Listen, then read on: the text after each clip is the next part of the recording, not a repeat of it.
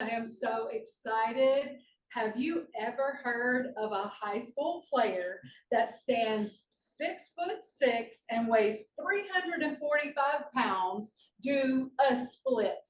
Like a cheerleading split, a physical split. Have you ever known of that?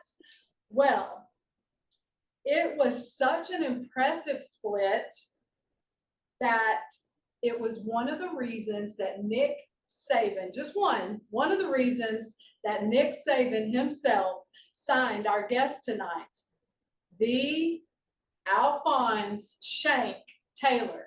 Welcome to Inside the Red Zone, Shank, with Coach Smith and Mrs. Coach. We are so honored and so excited that you're here with us tonight. I'm absolutely happy to be on with y'all. I'm ecstatic y'all brought me on. Now I'm looking forward to getting into some conversation with y'all today. So let's get into it. You could tell I was so excited about that. I mean, 6'6", 345 pounds, and when I heard that you actually could do a split, I was like, "Oh, okay. We got to talk about this." Well, Shank, let's welcome you again, man. I appreciate you so much taking time out tonight to be on the air with us, man. Just reminisce about old times at Davidson, about your days at Alabama, and just getting caught up with you. And the audience wants to hear about you and hear what you got to say, man. But thanks again for being on our show tonight. Really means a lot. Oh, absolutely. I'm honored to be here. Thank y'all for having me once again.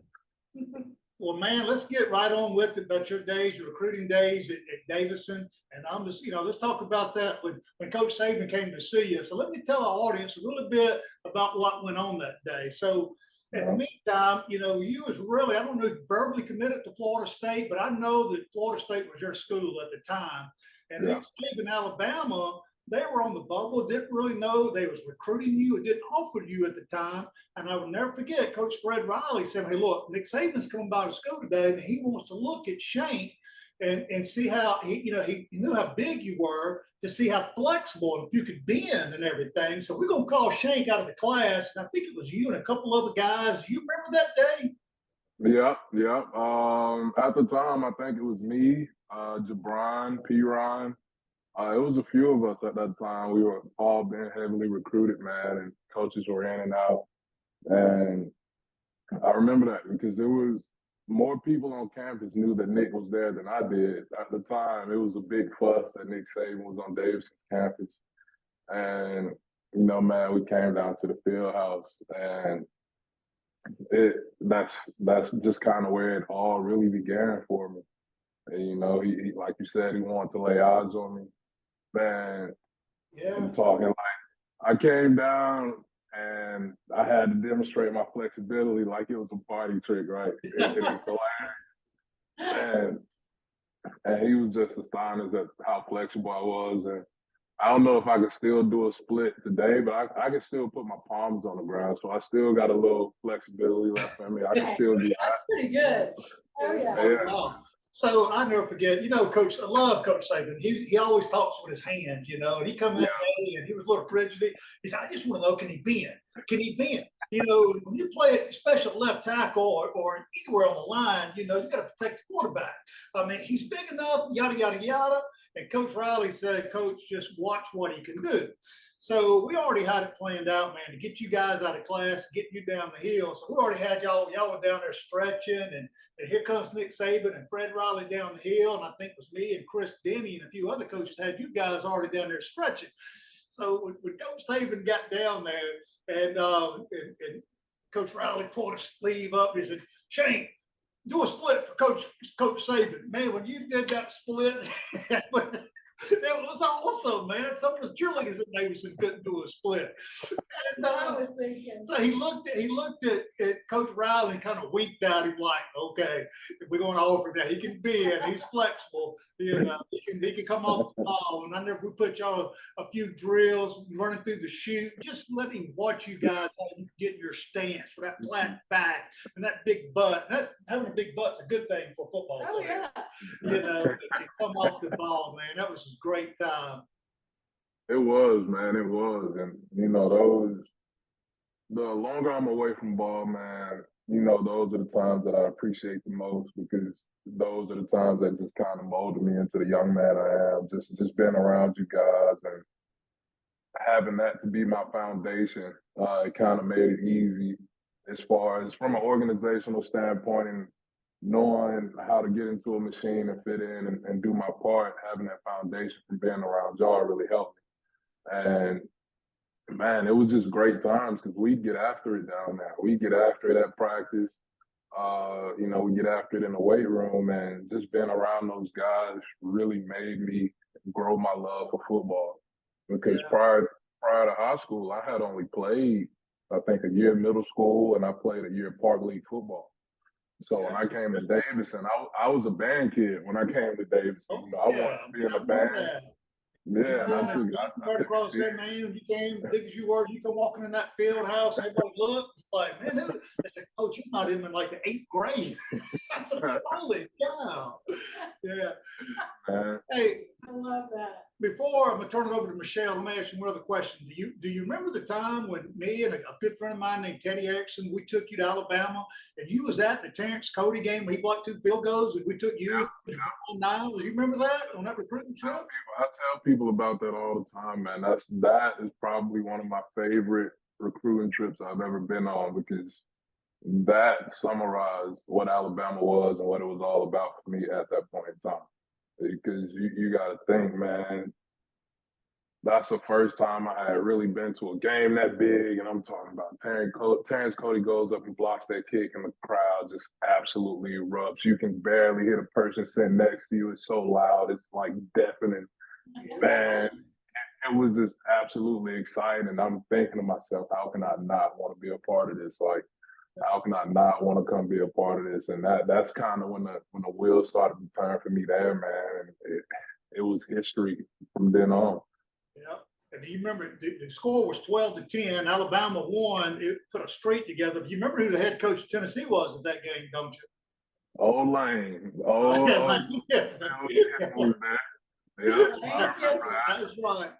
He was one and done. And that was one of the reasons he got out of Knoxville, man. When Mount Cody blocked 2 field goals, Alabama came away with 12-10, man. The stadium was rocking. Brian Denny was going crazy. I was jumping on Shank and high-fiving. That was a lot of fun, man. Absolutely insane, man. And God, I'd be hard pressed to remember a game since then that I had that amount of fun at. You know, because I mean, obviously I participated in games as a player, but just from a fan standpoint and the fandom of the game, I would have to say that's probably a core memory for me and one of the biggest games I've been to because that is what exposed me to the SEC and college culture, really.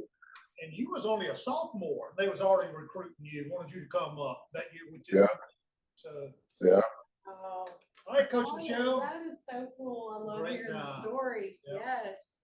And that's actually one of my favorite things to get to do as a coach's wife is go with the recruits to the stadium. I think we lost him. Shank, you still on there? They cut for a second, Ben.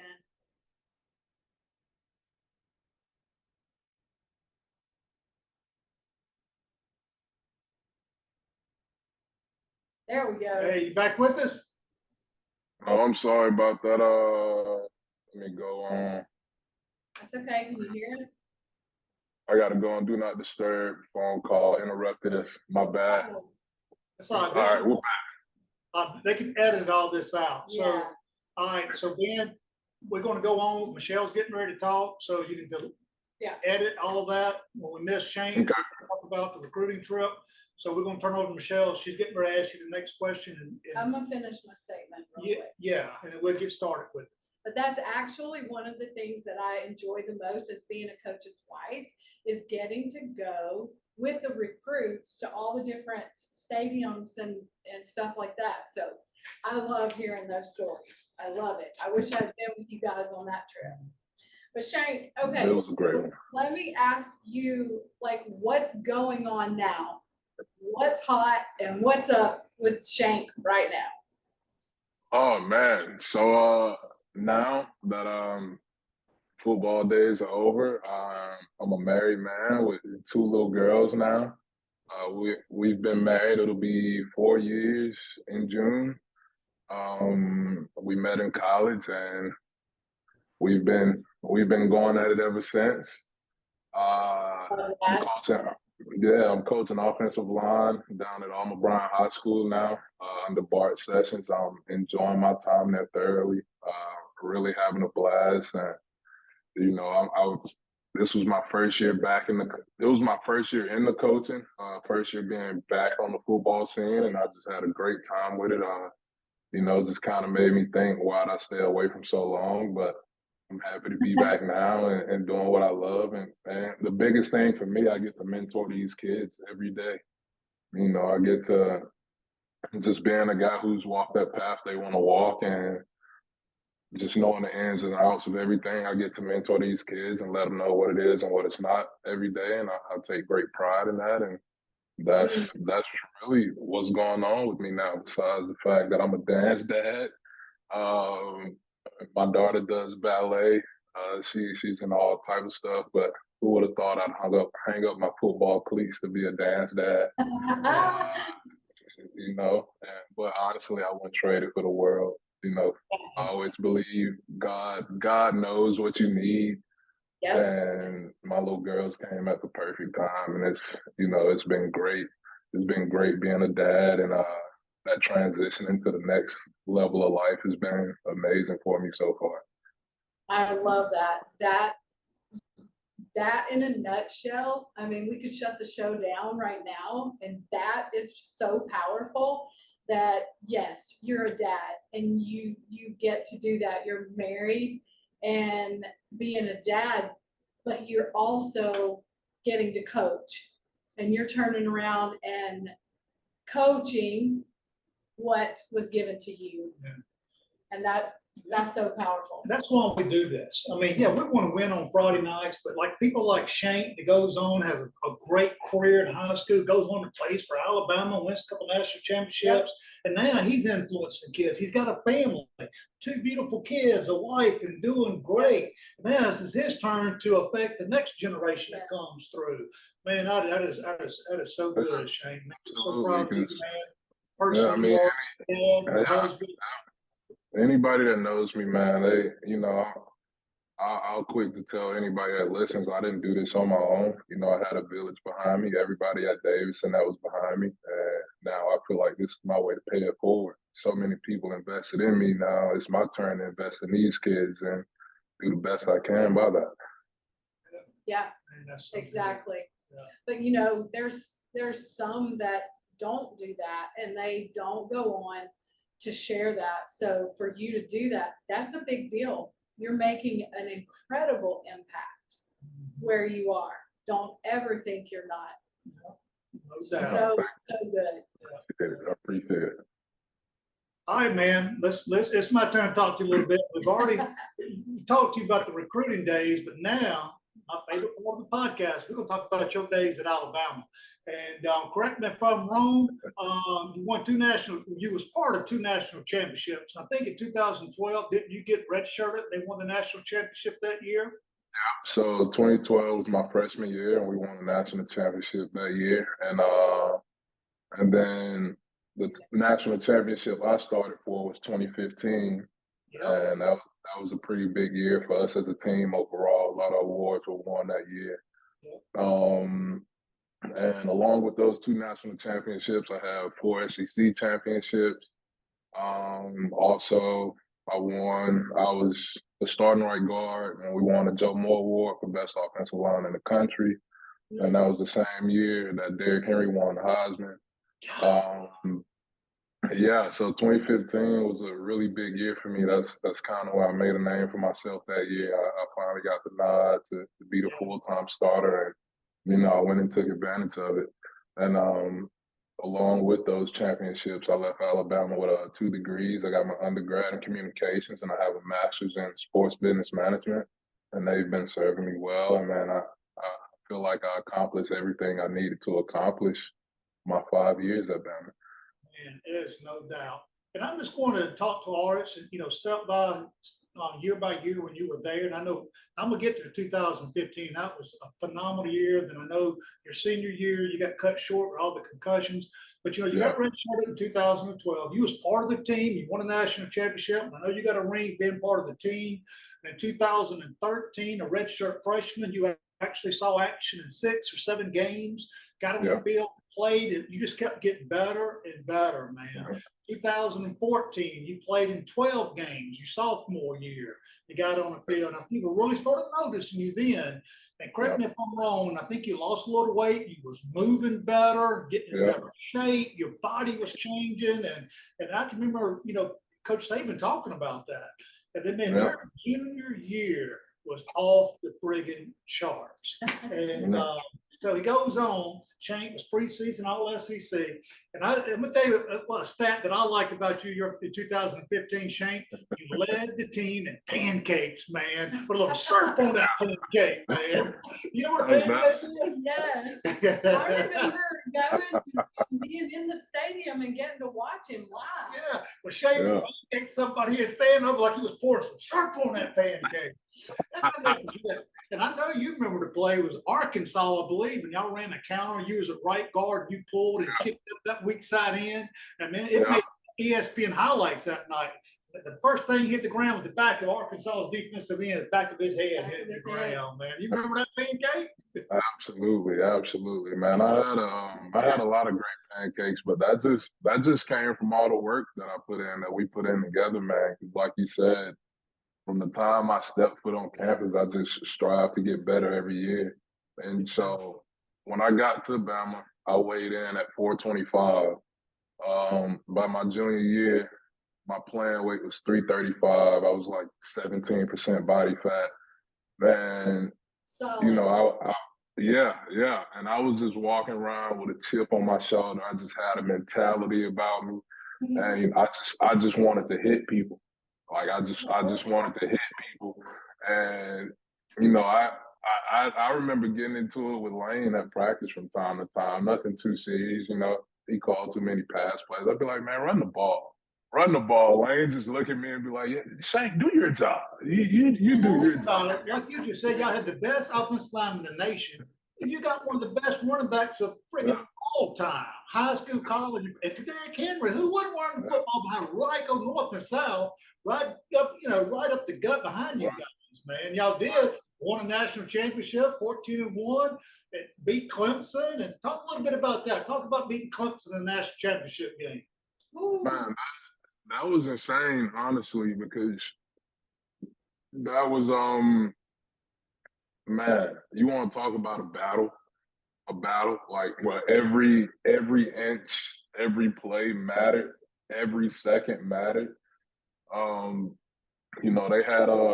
had an All-American defensive line across from us. I think like 4 of those 5 guys on D-line got drafted that year from Clemson. And man, we just went in and we just had an attitude, just like I felt like that was like old school Bama football. Like, all right, we're going to line up. We're going to run the ball. We don't care if we're going to run the ball. You're going to have to stop it. Yeah. And on top of that, man, we were able to convert off some great play actions. And, man, we made the best out of that opportunity. And just think about that season as a whole, the whole quarterback battle with Jake Coker and Cooper Bateman at the time. And then finally, after the Ole Miss game, which is our one loss that year, Jake Coker gets the start nod, and we just go out and play Bama football the rest of the year. Yeah. We're just roughing people up, running people over, and like you said, I was going out there pancaking everybody I had a chance to pancake because that was our mentality. Yeah, but going against Clemson, it was a battle, but what a lot of people lose from that 2015 season, as great as we were offensively, our defense was insane. Yeah. Our defense was absolutely insane. So you think about lining up and practicing against those guys every day, it's almost impossible not to get better. It's really impossible not to get better. So when you go out there and you finally line up against a Clemson, well, we're seeing that same stuff at practice every day. And so we were ready, man. And we pulled out all the stops and we came out with that win. And I'm happy I'm on the winning side of that, talking about that now. It'll be, but it was absolutely exciting. Yeah, it does. It does. And I mean, man, it was just one of those games where if we had to play them again, you'll kind of hang your head like, man, we got to do this again. Like, that's the type of battle it was. It was like Ali and Frazier going 15 rounds, man. What a slugfest. And they had so many stars. And wasn't Deshaun Watson the quarterback at Clemson? Was that the year? Deshaun Watson, yeah. And then Alabama, my gosh, I think 11 guys on defense. I think maybe 9 or 10 of them, all of them played in the NFL. Wasn't Patrick playing, Reuben Foster, and Jonathan Allen, and all those guys were part of that team, man. And they all got drafted. It was just an unbelievable team. I think that year, the 2015 Alabama team will go down to one of the best teams in the history of Alabama football. Yeah. I really believe that. Yeah. We got a cheering section here in Coach's Cave tonight. We've got the legend, T-Mac. He's here. He's over here cheering you on, man. Oh, yeah. One last thing before I turn it back over to you, Coach Michelle. All right, let's go. Hit this real quick. Your senior year, I know you had a concussion. And guys, I'm going to tell you, Alphonse Taylor would have been playing in the NFL. He didn't have so many concussions. And it was a medical issue. He against Arkansas, is that right? When you got your concussion, you already had numerous concussions leading up to that. Just briefly tell audience about your concussion and your senior year got cut short because of this. Yeah, so my senior year, I had about 3 concussions. So my first one that year I had in fall camp and, got over that and got back to it. I was okay. And then leading up to Arkansas, I had a mild concussion. I didn't think nothing too serious about it. And by the time say Thursday, I did my concussion test, make sure everything was good. Everything was good. I went through walkthroughs. Man, I remember it vividly. I was leading up to go cut a guy on the backside and took a knee to the side of the helmet and just kind of blacked out from there. And when I came to, I was in the locker room. Apparently, I finished the half, and then they realized something wasn't right. Man, they kept me in the locker room coming out the half. And man, after that, it was never quite right after that one.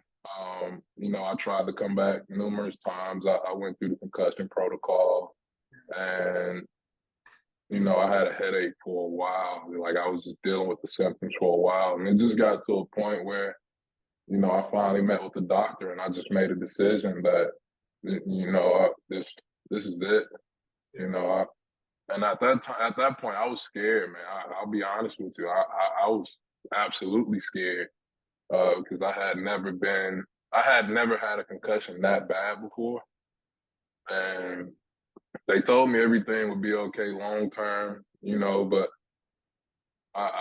my now wife was pregnant with our oldest daughter at the time, and I had already finished my undergrad. I was finishing up my master's at the time, and so I just went ahead and made a decision. It's just time to let it go because I didn't want to risk another one, and they just progressively got worse every concussion I got, and so I just made the decision that it was time to walk away because the doctor had already told me if I were to get another concussion that year, they were going to medically DQ me.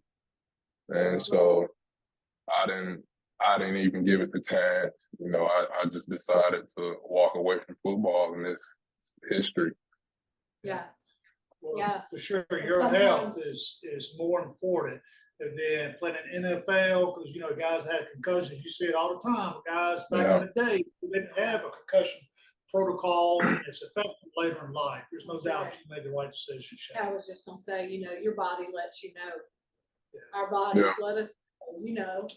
We have to listen to that. But, man, what a career you had and what memories and what an awesome time that you have to be able to share and pour into the young men that you're getting to now? Yeah, I mean, I absolutely love it.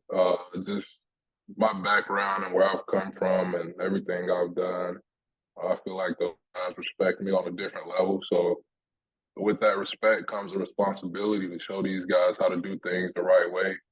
I understand what winning football looks like. I understand what the type of effort that has to go into winning football, and I just try my best to convey that to the guys every day. And just even outside of football, just you're a ball player on campus. They're gonna hold you to a different standard. Hold yourself to a different standard. You can't be like everybody else. Be respectful. Be a decent young man. Yes sir, no sir. Whatever it may be. Give yourself a chance to be seen in the right light. Don't go into the halls and don't go out here and put a bad put a bad taste in people's mouth about your name because you're doing things the wrong way.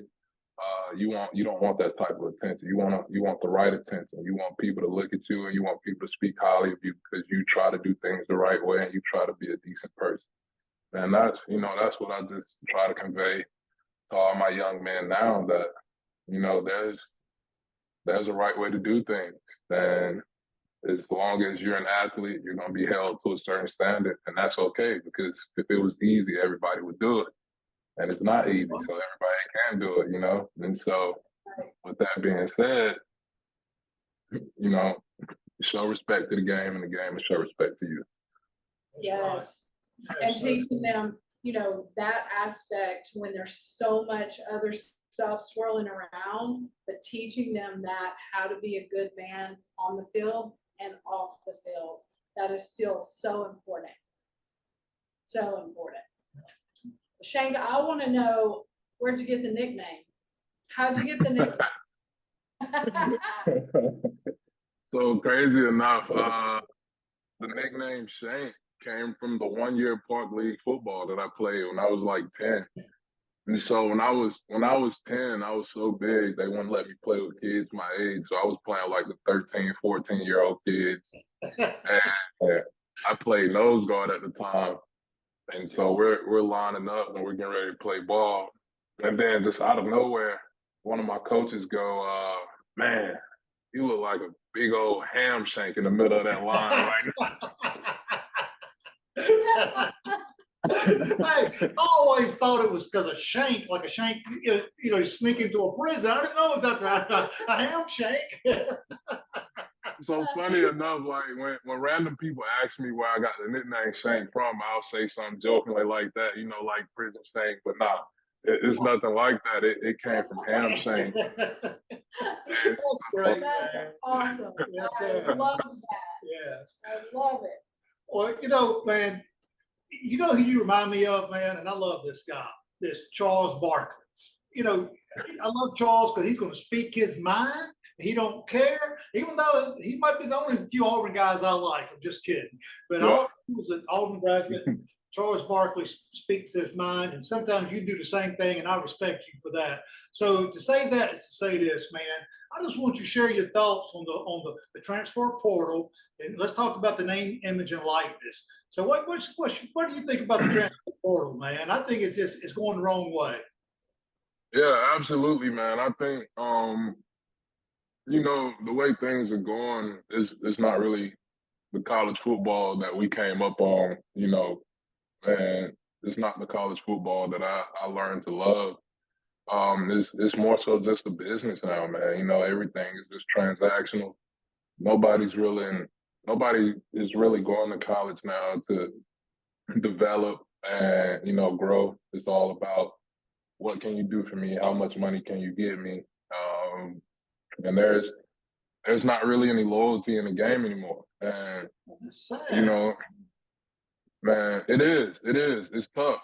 It's tough. It's no unity. It's no bonding, man. You paid your dues when you was a freshman, sophomore. Look what happened your junior year. And now, guys, it's like transfer. If something don't go right, hey, let's go over here or go over there. And I know money's got to do with it, But that's one reason, you know, I know you know the story about Coach Saban, how the recruits over the weekend, and this story come up to us, why are we doing this? All the parents wanted to know, what can you do for me?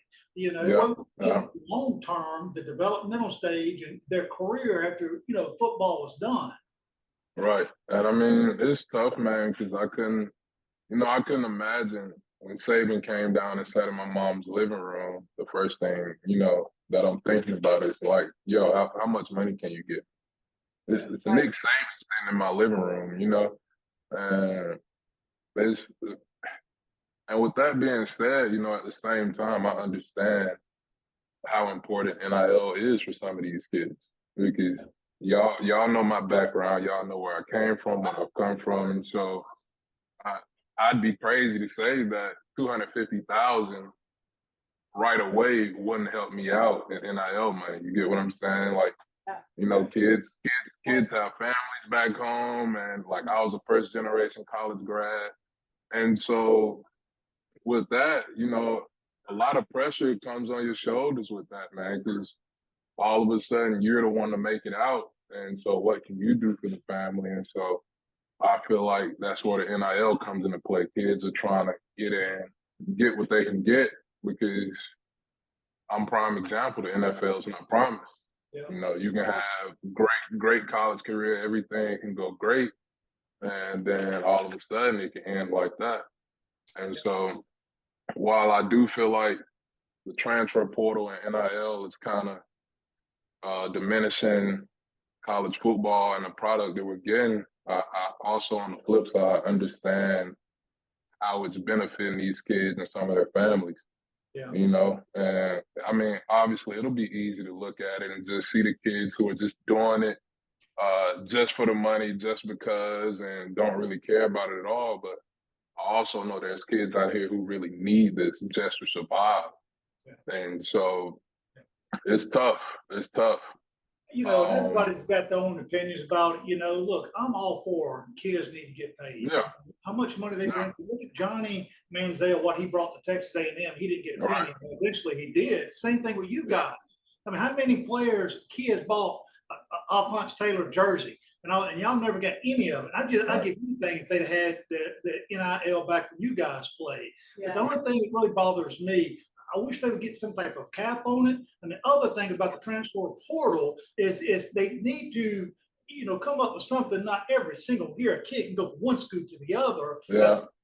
By law, keep these kids at one school more than just 1 year, but also pay them and have some type of cap on it. Right. I mean, transfer portal and NIL definitely needs some type of legislation because NFL players can't even do the stuff that these college kids are getting away with. You know, you'll come in, you're not even there for a full season and they'll transfer out, but they're still getting paid, right? Like NFL guys not even doing that. So I definitely believe it needs some type of legislation because it's the wild, wild west right now. You know, they unlocked the transfer portal and the NIL at the same time, and it was like, all right, y'all have at it, I'll figure it out. And you know, yeah, they're figuring out how to take advantage of it, and that's what's happening. And, you know, and like I said, it's just kind of killing the product of college football. It is, because guys aren't staying in one place to develop anymore. You got guys going to 4 or 5 different schools at a time now, and it's become the new norm. But, you know, I remember, like, man, I was at Bama, we were just doing it for the love, you know? Like, we loved the game. We loved each other. We grew to love each other. We developed with each other. And these are guys that I'm there for 5 years with, you know, and that's not necessarily the case anymore. Yep. Yeah, it was the unity, like Coach talked about, that you know, you build camaraderie and brotherhood with your teammates, and you're in it together. No, absolutely. Yeah. Wow. It's just a different day. It is. Such a different day. So let's go back for a few minutes, Shank, to your time at Davidson. And I know y'all can share some memories. So let's talk about Davidson High School, because I love all of the Alabama football stories. But let's hear about something, some memories from Davidson. Man, Davidson. I'll never forget. I was an eighth grader at then, getting ready to go to high school, and I ran into Coach Daigle. And, you know, Coach Daigle was asking me all these questions. He's like, "Yeah, what do you, where you plan on going to high school?" At the time, I was like, "Yeah, I might end up going to St. Paul's." St. Paul's was recruiting me at the time. And he was like, "Yeah, no, you're not going to St. Paul's. Let me talk to your mom." Man, and that's kind of how that got shut down, you know. Coach Daigle talked to my mom, you know, guaranteed her that y'all would take care of me and make sure everything was good. And that's exactly how it went, man. I remember meeting Pat McNeil for the first time. I was coming to watch them do summer workouts, and I run into Pat, and Pat looks at me, and he's like, "Man, how old are you?" I was like, "I'm finna be a freshman." He's like, "Ain't no way. Ain't no way you're finna be a freshman." And then he swiftly let me know that he'd still do me pretty bad on the football field. And so that was my introduction to Davidson. And man, you know, just being there with those guys, you know, I came in with some great upperclassmen, man. I really did, because you know, you gotta think at the time, Chris Hughes, Pat McNeil, man, it's just like, you gotta think Jaquaski Tart, Jimmy Ward, man, it was just so many. I mean, go on and on and on. Yeah, like you can really, the list goes on, and like it was just so many guys on that team, and the blueprint was there for me. So like I seen these guys go off and be successful in college, so the blueprint was there for me. And you know, I had a great time at Davidson. Even though we never really won it big, we had some good runs and we played some great ball, man. And that was never a dull moment, honestly. Like I said, from the day I stepped on campus to the day I left, man, there was always something going on. There was always great football being played, and you know, I'll never forget just some of the games we had, like some of those playoff runs, man. I'll never forget Terrence Timmons breaking the rushing record in 6A while we were there. He was just like, over 300 yards. And we had Coach Riley on. He talked about that game, man. That was something. Yeah. It's just like, man, it was a lot of great stuff going on at Davidson while I was there. A lot of fond memories for sure. You know, in my coach, Davidson always hold a very special place in my heart for sure. You know. Oh yeah, without a doubt, man. Just that coaching staff. You know, you, Coach Pope, Coach PJ, Denny, and Coach Crawford, Daigle, Coach Riley. Yeah. Man, like we had some guys, and they were coaching their butts off all the time. Yeah. Whether you liked it or loved it, man, you was gonna get coached hard. And I feel like I said, that kind of set the standard for me and laid the foundation for who I am as a young man. That's so good to hear. All right, so man, a couple questions. We're running out of time. Man, I just tell our audience, what's it like playing for the greatest coach of all time? Not just football, he's the greatest sports coach of all time. Yeah. Nick Saban, man. What's it like playing for him? Well, as you can assume, I get asked that question a good bit. And my answer is always, he could either be the best or worst person to be around. And when I say that, I mean, if you're somebody who comes in ready to get better, who's ready to work, who's ready to do whatever it takes to continue to push yourself, he'll be the best person to be around, and you won't think twice about it. But if you're a guy who wants to come in and just make it by and not really do the things it takes to live up to that standard, then he could be your worst enemy. And I'm not saying that he'll do anything to derail you. I just mean that he's not going to let it fly. Yeah. And you're going to hear about it from him. Like, he will check you about anything that you're slacking off on. And that's just the type of coach he is. What you see is what you get. He won't be super nice to you one day and come back the next day and just dog you out. Nah, he's the same business mindset coach day in and day out. And, you know, I don't think I've really seen him crack too many smiles until the job is done. Man, you know, that me and old Saban had a few run-ins, you know, due to weight. He used to mess with me about my weight from time to time. Man, I could be 2 pounds over. He's going to let me hear about it. And that's just the type of coach he was. Like, his standard was his standard, and he wasn't moving it for anybody. And so that's just the type of coach he was. And, I mean, I appreciate him for that. Man, he had a standard, a process, the way he did things, and you know, the national championships speak for itself. How many he's won? He's been successful, and he's the ultimate coach. It's no doubt.